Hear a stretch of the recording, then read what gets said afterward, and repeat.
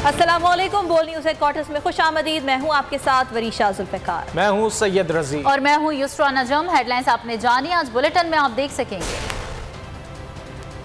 बलूचिस्तान तबाही का दूसरा नाम, मुल्क भर में सैकड़ों अमवात, कच्चे के इलाके ज़ेर-ए-आब, सक्खर बैराज पर 7 लाशें, शहबाज और हमजा पर फर्द जुर्म कब,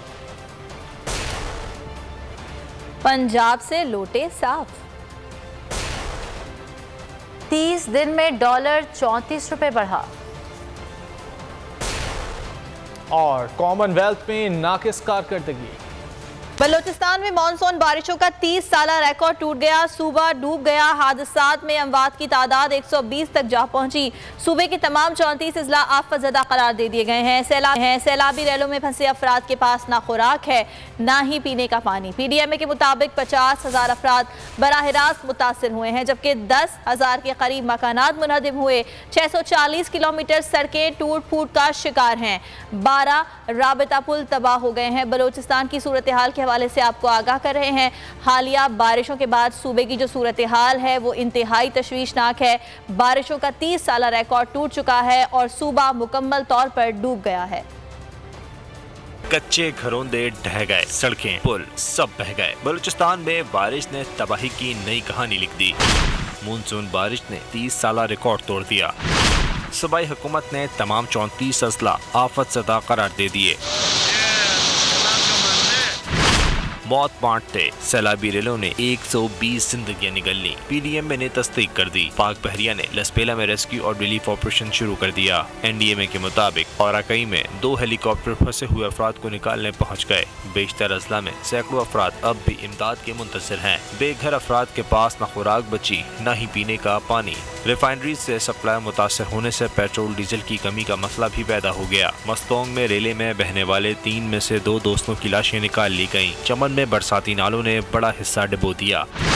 हुक्काम के मुताबिक बारिशों से 50,000 अफराद बराह रास्त मुतासर हैं। 10,000 के करीब मकानात मुनहदम हो चुके हैं। कोयटा कराची नेशनल हाईवे समेत 640 किलोमीटर सड़कें टूट फूट का शिकार हैं। 2 लाख ज़राई अराज़ी भी बारिशों की नज़र हो गई। बलूचिस्तान के दीगर अजला की तरह चमन में भी तूफानी बारिशों ने तबाही मचा दी। कई घर तबाह हो गए। इस वक्त नुमाइंदा बोल न्यूज़ जाफर खान अचकज़ई मुतासर इलाके में मौजूद हैं। उनसे बात कर लेते हैं। जाफर, बताएगा क्या सूरत हाल है?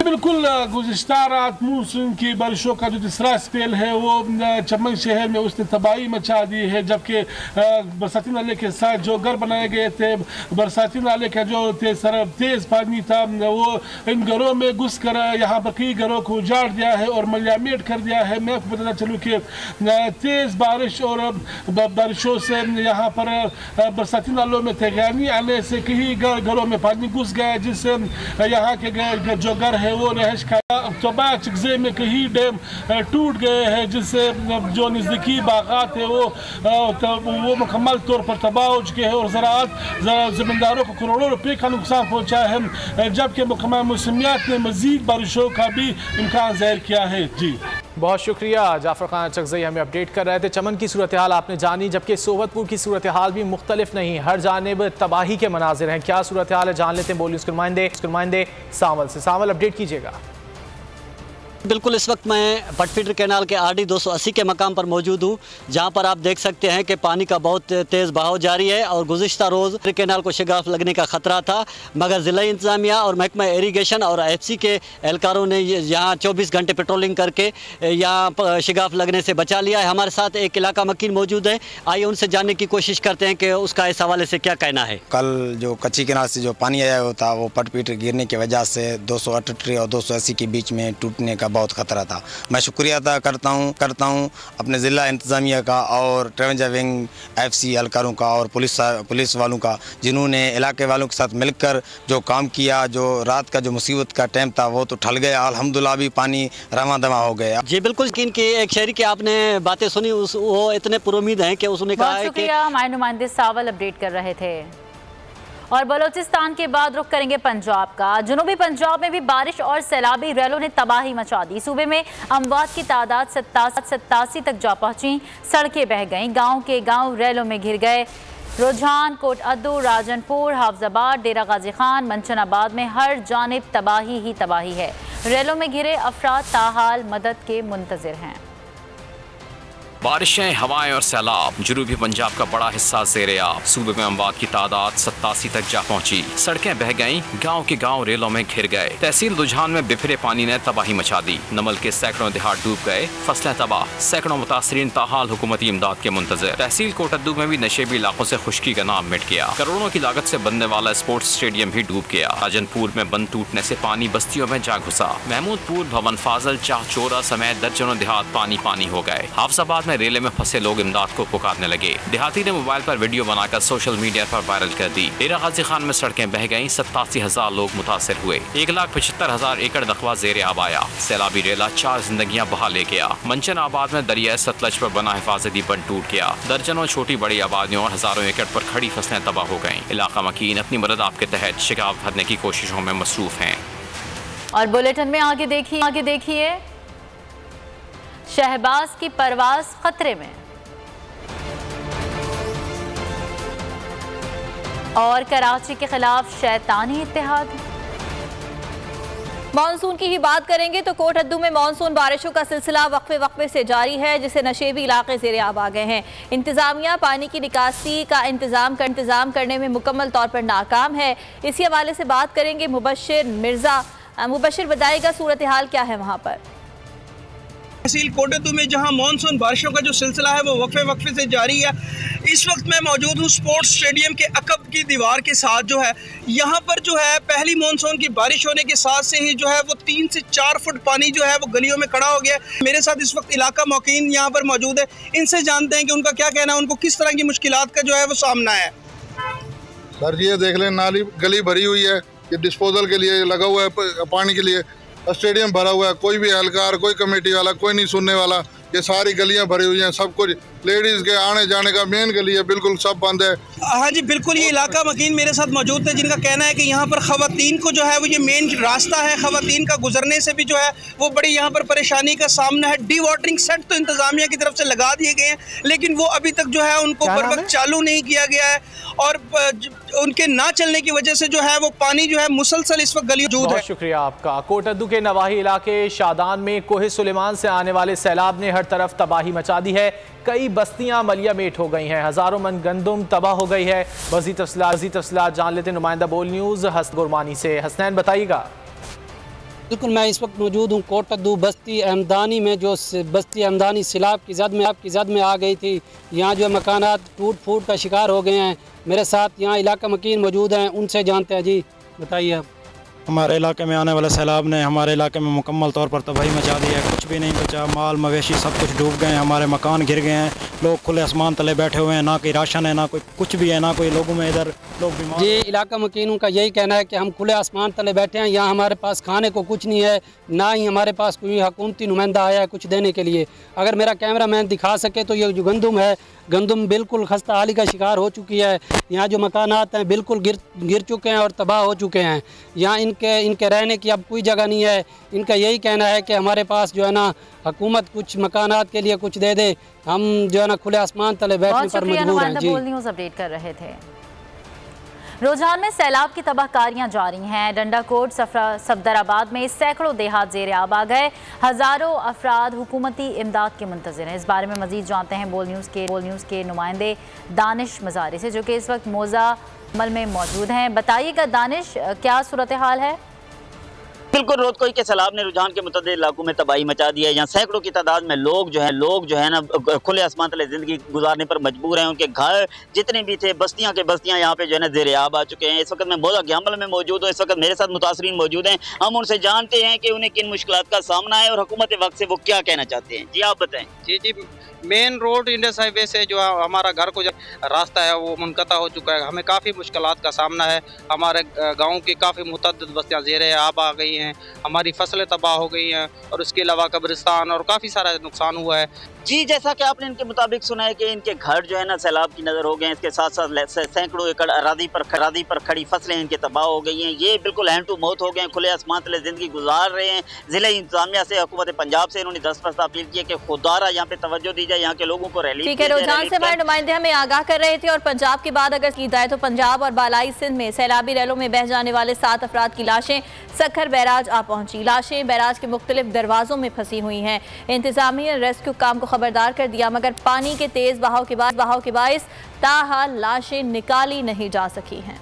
बेफरा पानी इंसानों पर भारी, रेला 7 जिंदगियां बहा लाया। बहते पानी के साथ आने वाली लाशें सक्खर बैराज आ पहुंची। ऐनी शाहिदीन के मुताबिक लाशें बैराज के गेटों में फंसी हुई हैं। गेट नंबर 27, 28 और 36 में 4 लाशें बह कर आईं। 3 लाशें गेट 41, 42 और 43 पर मौजूद हैं। बैराज इंतजामिया ने पुलिस और ईथी इंतजामिया को मुत्तला कर दिया, मगर पानी के तेज बहाव के बायस ताहाल इन्हें निकाला ना जा सका। सराय के मुताबिक लाशें सैलाबी रैलों में बह जाने वालों की हैं। बालाई इलाकों में बेफरा पानी दर्जनों अफराद को बहा कर ले गया। 2 रोज कबल भी बैराज के मुख्तलिफ दरवाजों से 4 लाशें निकाली गई थीं।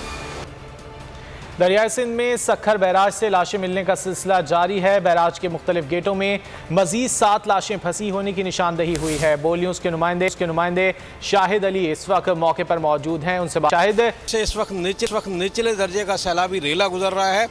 इस वक्त सक्खर बैराज के गेटों में जो है वो तकरीबन 7 लाशें जो है वो फंसी हुई हैं। ये डेड बॉडी जो है मुख्तलिफ इलाकों से बहकर आई हैं। यहाँ पर हमारे साथ मौजूद हैं Sukkur barrage control room in charge, उनसे बात करते हैं। आप बताइए कितनी लाशें अब तक निकल चुकी हैं और इनको निकाल कर जो है वो कहाँ तदफीन की जा रही है?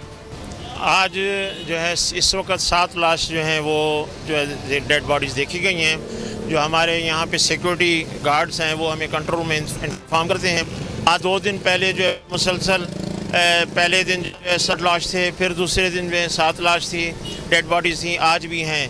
तो फिर हम कंट्रोल रूम के ज़रिए जो है पुलिस स्टेशन को और ईदी वालों को इन्फॉर्म करते हैं। फिर वो इस वक्त भी पुलिस आई हुई है, ईदी वाले भी आए हुए हैं और फिर हमारे जो ड्राइवर्स हैं उनकी मदद से इन डेड बॉडीज़ को निकाला जाता है। कॉन्टेक्ट नंबर होता है तो उनको इतला करते हैं, वरना फिर ये इस्लामी तरीके से ईदी वाले। शुक्रिया, आपने अपडेट किया। सैलाब और उसकी तबाहकारियों के हवाले से आपको मजीद भी अपडेट करेंगे। यहाँ पर अहम खबर शामिल करते हैं। इलेक्शन कमीशन की PTI ममनुआ फंडिंग केस का फैसला सुनाने की तैयारी। PTI ममनुआ फंडिंग केस का फैसला अगस्त के वस्त तक मुतवक्के है। तफसीलात जान लेते हैं बोल न्यूज़ के नुमाइंदे अकील अहमद से। अकील, क्या तफसीलात हैं? की जानिब से जो PTI ममनुआ फंडिंग का केस है अब उसको सुनाने के लिए जो है वो तैयारियां शुरू कर दी गई हैं। और जराए का ये बताना है कि इलेक्शन कमीशन PTI का जो ममनुआ फंडिंग केस है उसका फैसला अगस्त के वक्त तक सुना सकता है। इस हवाले से चीफ इलेक्शन कमिश्नर ने अब जो है उस केस की जो है वो ज़ाती तौर पर निगरानी शुरू कर दी है और रोजाना की बुनियाद पर इलेक्शन कमीशन हुकाम को जो हिदायत जारी की है कि वो केस जो है वो इजलास बुलाएं और इस केस के हवाले से जो पेशरफ्त है उसके हवाले से जो है वो आगाह करें। जराए का ये भी बताना है कि इलेक्शन कमीशन की जानिब से जो इमरान खान ने 2008 से 13 तक इलेक्शन कमीशन में बयान हल्फी जमा कराए थे जिसमें ये कहा गया था कि उन्होंने कोई ममनुआ फंडिंग हासिल नहीं की, उनका भी जो है वो जायजा लेना शुरू कर दिया है। इस हवाले से अब इलेक्शन कमीशन अगस्त के वक्त तक जो है फैसला सुना सकता है। इलेक्शन कमीशन ने 21 जून को इस केस का फैसला महफूज किया था और PTI के 2008 से 13 तक के जो अकाउंट्स हैं उसकी स्क्रूटनी की थी। तो अब इलेक्शन कमीशन ने इस केस को जो है वो हतमी मरहले में दाखिल हो चुका है और इलेक्शन कमीशन ने अगस्त के वक्त तक फैसला सुनाए जाने का इम्कान है। बहुत शुक्रिया अकील, आपने अपडेट किया। और अब आपको बताएं, लाहौर की खुसूसी अदालत ने वज़ीर आज़म शहबाज शरीफ और हमजा शहबाज को मनी लॉन्ड्रिंग केस में फ़र्द जुर्म के लिए 7 सितंबर को तलब कर लिया। अदालत ने दोनों मुलजिमान की 1 रोज़ा हाजिरी माफ़ी की दरख्वास्तें भी मंजूर कर लीं। मकसूद चपड़ासी की मौत की तस्दीक सर्टिफिकेट को भी अदालती रिकॉर्ड का हिस्सा बना दिया गया। मनी लॉन्ड्रिंग केस, शहबाज शरीफ और हमजा पर फर्द जुर्म करीब, मुलजिमान 7 सितंबर को तलब। लाहौर की स्पेशल सेंट्रल अदालत में वज़ीर आज़म शहबाज शरीफ और हमजा शरीफ समेत दीगर के खिलाफ मनी लॉन्ड्रिंग केस की समाअत हुई, जिसमें शहबाज शरीफ और हमजा शहबाज ने 1 रोज़ की हाजिरी की माफ़ी की दरख्वास्त दायर की। शहबाज शरीफ के वकील ने कहा शहबाज शरीफ मौसम की खराबी की बिना पर पेश नहीं हो सके। हमजा शहबाज के वकील ने इनकी मेडिकल रिपोर्ट पेश की। अदालत ने शहबाज शरीफ और हमजा शहबाज की 1 रोज़ा हाजिरी की माफ़ी दरख्वास्त मंजूर कर ली। दौरान समाअत मकसूद चपड़ासी की मौत के तस्दीकी सर्टिफिकेट और सलमान शहबाज की जायदादों और अकाउंट्स को भी रिकॉर्ड का हिस्सा बनाया गया। समाअत 7 सितंबर तक मुलतवी कर दी गई। जोड़ तोड़ की सियासत करने वालों का मुंह काला हो गया। पंजाब असम्बली में कप्तान का बोल बाला हो गया। तहरीक इंसाफ ने स्पीकर पंजाब असम्बली की अहम तरीन सीट जीत ली। सिप्तैन खान 185 वोट्स लेकर स्पीकर बन गए। नून लीग के सैफ खोकर को सिर्फ 175 वोट्स मिले। 4 वोट मुस्तरद हुए। इंतखाबी अमल में धांधली ना चली तो नून लीग के अरकान ने धौंस चलाने की कोशिश की। नून लीगी अरकान ने बैलेट पेपर छीन लिए। 2 दफ़ा वोटिंग का अमल रोकना पड़ा। सिप्तैन खान ने बतौर स्पीकर पंजाब असम्बली हलफ उठा लिया। कहा, ऐवान ने एतमाद का इजहार किया, सबको साथ लेकर चलूंगा। समीर फरोची और जोड़ तोड़ की सियासत अपने अंजाम को पहुंच गई। पंजाब असेंबली की छूटो मक्कारी की सियासत में आखिरी कील ठोंक दी गई। पंजाब असेंबली की स्पीकरशिप एक बार फिर तहरीक इंसाफ के नाम।